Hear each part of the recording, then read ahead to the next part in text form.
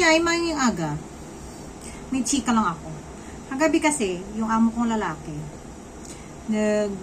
naghatid sila ng Chinese medicine ni Andoy sa kanyang customer. So, every night talaga, pag lumalabas yung amo kong lalaki, sumasama si Andoy.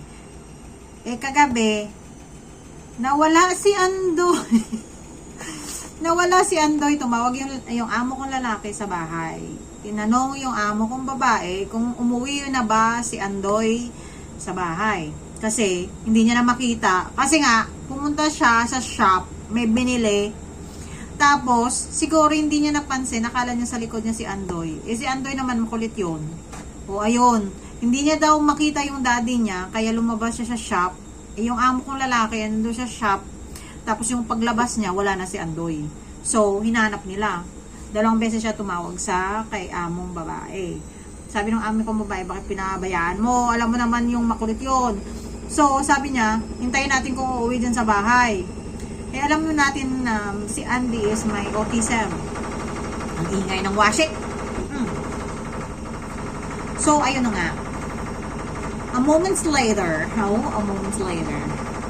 umuwi yung alaga ko. Nasa lubong niya daw yung ate niya sa labas. Tawang-tawa yung kambal kasi nga si Andoy umuwi ng mag-isa. Eh, hindi siya papasukin doon sa may gate namin doon sa baba. Kasi wala siyang octopus card na dala.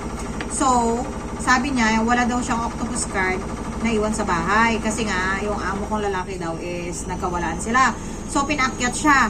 Nung umakyat na siya, alam mo yung mukha niya is parang natatakot talaga. Yung na-trauma siguro. First time niya kasi nangyari yun na nawala siya. Hindi niya kasama yung mommy or daddy niya. Si daddy niya yung nandun. Nawala siya. Umuwi siya. Pagdating sa bahay, alam kong ninenervyos siguro siya. Kasi yung mukha niya kasi is parang natataranta. Tapos parang mukhang iiyak. Gumaganon-ganon yung bibig niya. Pero nagsasalita siya. Sabi ko sa kanya, umiyak ka ba nung nawala ka? Sabi niya, hindi. Sabi ko, may nakita ka bang tao doon? Nagtanong ka ba? Sabi niya, may nagtanong daw sa kanya na uncle. Sabi niya, tawagan daw ang mami niya. Sabi niya, no need, uuwi na lang siya sa bahay. Kasi alam niya naman. Kaya yun, umuwi sa bahay si Andoy. Sabi ko, good job. Kasi nakauwi ka ng safe. Pero, wag mo nang uulitin next time. Kasi mahirap na. May autism yung alaga ko, pero matalino yun. Ciao lang. Bye-bye. Story ay.